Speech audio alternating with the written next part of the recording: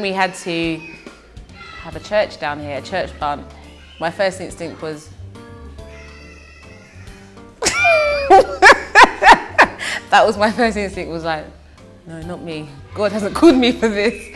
God hasn't called me for this. But when you look at Pastor Joe's face and you think the all-foreseeing eye is going to see you, you're like, I'm going, okay, I'll go. I don't really want to. So having that, again, in mindset, you have to say, Lord, at the end of the day, if I'm doing this, I can't just do it because of Pastor Joseph.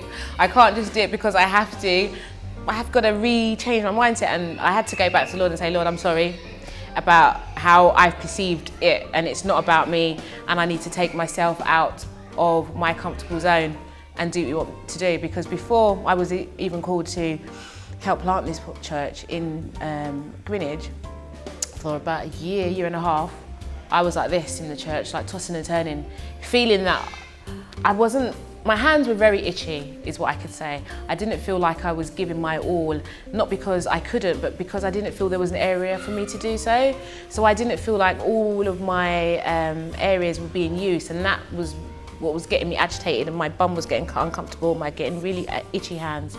So when this came towards me, I didn't at first look at it that way, but later on the Lord showed me, you did ask me, and I was like, I knew I should have been specific, but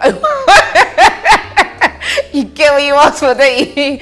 So that's it. So yeah, joining Medway, it was definitely interesting because I actually didn't look at it the same way we launched Greenwich Church. I didn't look at it in that way at all. I just thought completely different, new horizon.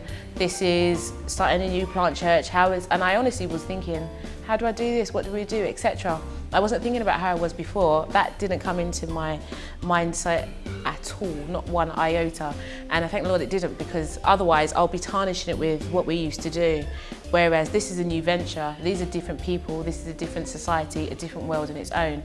And using the Lord's wisdom on it, it's helped, I feel, every one of us to do it. In the beginning, I did feel a bit daunted about it, because it felt like there was only like Pastor Aisha, Nicholas and myself, and I thought, great, okay.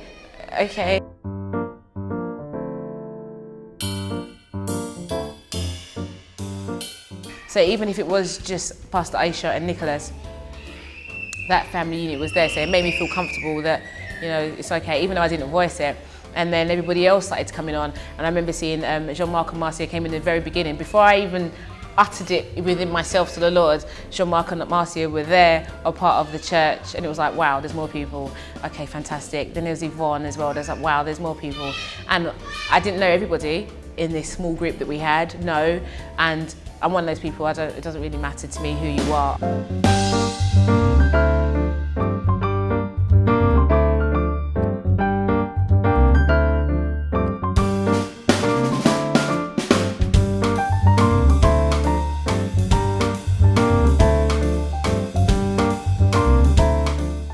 We felt very family orientated, because it's young families, everybody's got young children, and so everything we did, it wasn't, oh, I'm doing this on my own, but you know what, I'm having a family gathering, would you like to come? Or my children's birthday party's happening, you may be 30, but do you want to come?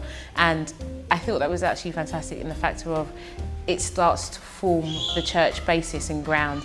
And today, we're in a hall. We're no longer in the front room of Pastor Joe and Aisha's front room. We're in a hall. We may not have tens and thousands of people here, but we still have our ethos. We still have our vision. We still have our foundation.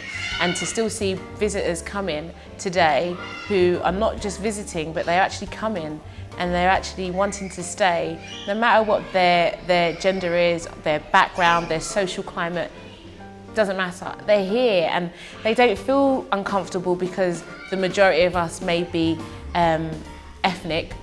They don't feel that at all. They just feel comfortable because it's the love of the Lord. And I thank the Lord that through everything, no matter what we as a church go through, that is what we're showing. We're showing God's love and we're showing true Christianity. I hope that that's what they're seeing through us.